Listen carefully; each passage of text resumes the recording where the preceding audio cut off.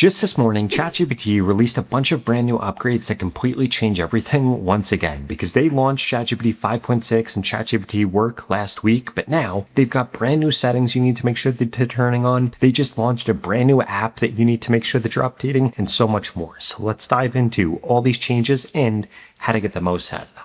Okay, so that first ChatGPT update that we need to talk about is actually something that just got tweeted out just this morning. So we could see that ChatGPT's desktop app was now completely updated right here. And what you need to make sure that you do is actually come into your ChatGPT desktop app. In the top left-hand corner, you're going to see that you could click on ChatGPT. You're going to see check for updates. You want to make sure that you click on that, because once you actually update this, what this is going to do is make your desktop app and your regular web application in sync now. A lot of users were complaining about this, that your projects weren't getting ported over, your chats weren't getting ported over, your memory wasn't getting ported over, but now all of that's ported over. In addition, if we come over here to this tweet, we could see ChatGPT conversation history and projects are now visible on the sidebar. Also, your chat and work history now sync across web, mobile, and desktop. Local tasks will still stay on your computer. In addition to that, you can now easily switch between chat and work modes on side of the desktop app, and nothing changed for users of Codex. So if we come back over here, we could see that we can now choose between ChatGPT Work right here, where we could get tasks done with our files and with our apps, and we can actually give this full access to our computer, or we could come over here and we could just simply chat, where we could ask questions and explore ideas. But more on ChatGPT Work later, because there's a ton of new things that you need to make sure you're doing with it. But first, I wanted to get into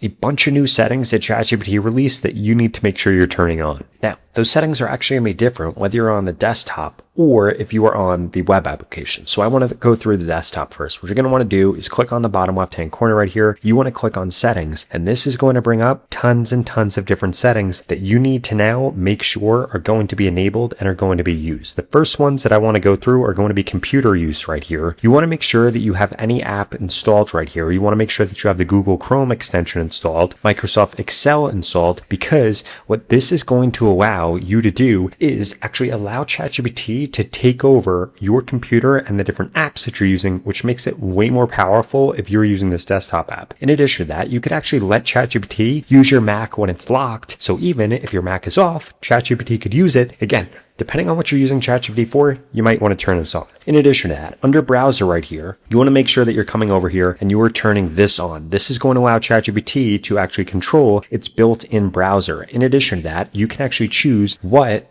destination this uses right here. You could have it use ChatGPT or the default browser. I would have default browser turned on. Under local URL destination, you could do the same exact thing here between ChatGPT and the default browser. You could also go through and you could actually clear all of your browsing history, and you could manage right here what it's actually going to have access to. So if you want ChatGPT to have access to your passwords, your contact information, your location, all of that, you could give it access to that inside of this right here. In addition to that, if we come over into app shots right here, you want to make sure that this is going to be turned on also, because what this is going to allow ChatGPT is this is going to allow ChatGPT to be able to see your screen, what you're doing very easily, so that you can give it more context and, quite frankly, just make it better. Now, in addition to that, we can see that there are a bunch of different coding settings that you need to make sure that you're going through and you are turning on if these things are going to be relevant for you, like controlling your Mac, controlling other devices, and so much more. But on top of that, you also want to make sure that you're coming over into your settings on ChatGPT Web right here, because like I was sharing with you before, this has different new settings that you need to make sure are enabled. If we come over here and click on the left-hand side, we click on settings right here. The first one that you are going to notice is higher intelligence and enable ultra effort. You want to make sure that both of these are turned on, because higher intelligence allows ChatGPT to automatically use a higher intelligence setting when you ask it a complex question. Basically, this is going to allow ChatGPT to control which model you're using.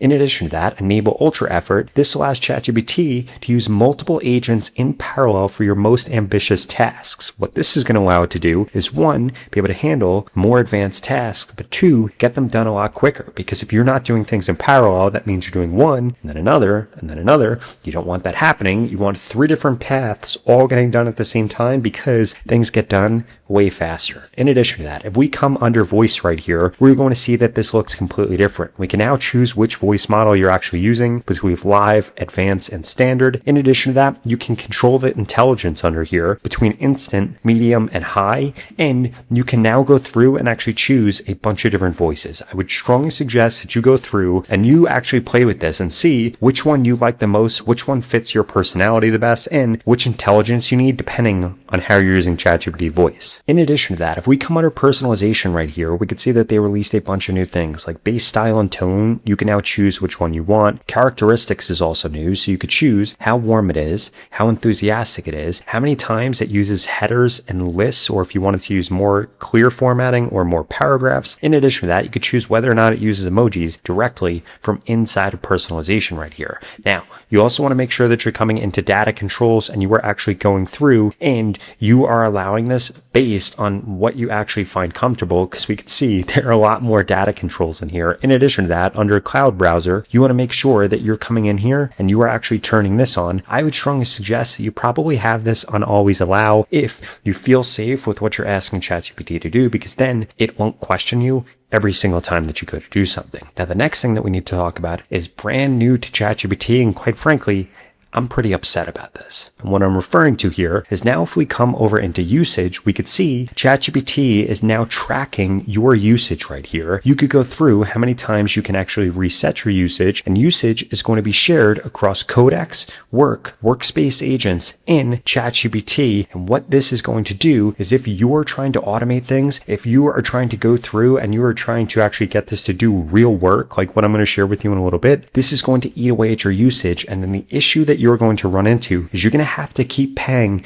if you want ChatGPT to keep being powerful. Now, you're also going to notice the same thing inside of usage from the ChatGPT desktop app. You could see what plan you're on, how many credits you have, what your usage is, and then this goes through all of your different usage based on different tools. And again, what this is going to do is prevent you from using ChatGPT's best models, best features in order to do the most capable work, which is a huge pain. Now, before I get into those other ChatGPT changes that are only going to keep getting crazier and crazier, I wanted to make sure that you're not only optimizing how you're using AI, but you're also not spending too much on things that you shouldn't be. Because if you feel like you're spending more money on AI, but you're not getting more value in return, then you need to stop token maxing and you need to start value maxing. And lucky for you, if you go to the pinned comment below, Zapier put together a free resource that walks you through how to prevent ChatGPT and other AI tools and AI agents that you're using from wasting your tokens and, quite frankly, wasting your money on things that you shouldn't even have them doing.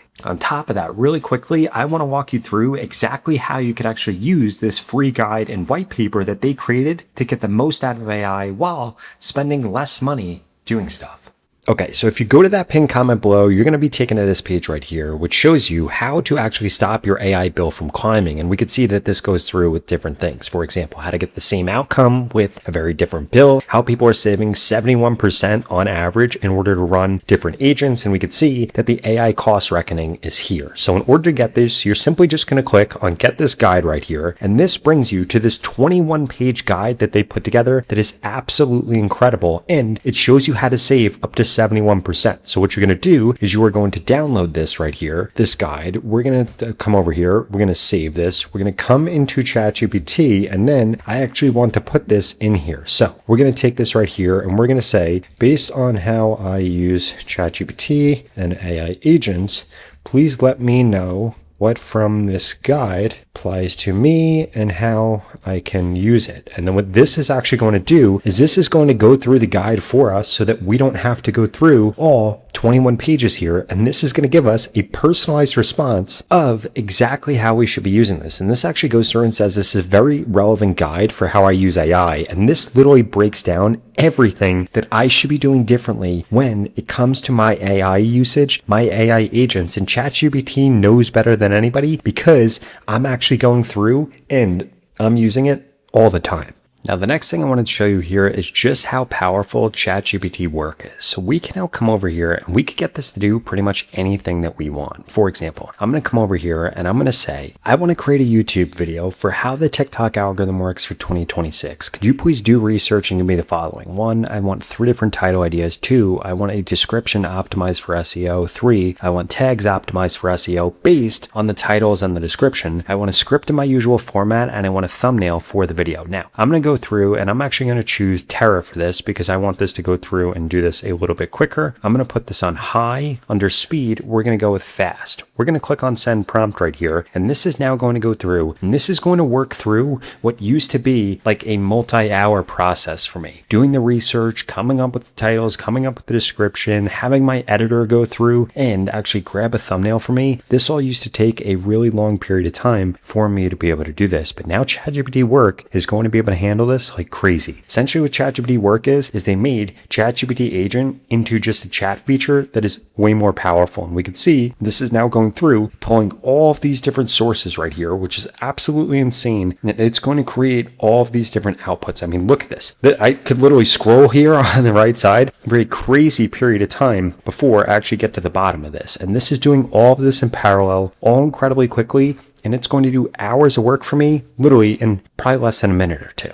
Now, as this goes off and actually does this, I wanted to show you what actually makes this powerful. And that is that now if we come into ChatGPT and we click on plugins right here, we can actually connect ChatGPT to way more apps and way more skills. So as we can see right here, ChatGPT now has way more skills for data analytics, for productivity, and a bunch of different things where you can actually connect it to all of these different apps. In addition to that, if we click on this plus right here, you can now connect ChatGPT to any MCP that you want. And I actually have one for YouTube, which is what's allowing ChatGPT Work to do such an amazing job on that task that I showed you over in the other thing. In addition to that, if we come under skills right here, you can now generate skills for ChatGPT. If we click on this plus again, you could create them with the chat, you could create them with an editor, or you could upload them from your computer. And what skills are going to be are instructions that extend ChatGPT's capabilities, which is pretty incredible. So you need to make sure that you're going through this and you're adding all of these in here that you use every single day. For example, maybe you use Stripe. If we come over here, we could do a search for the plugins and we could see that they now have access to Stripe. And if we actually click on this, this will show you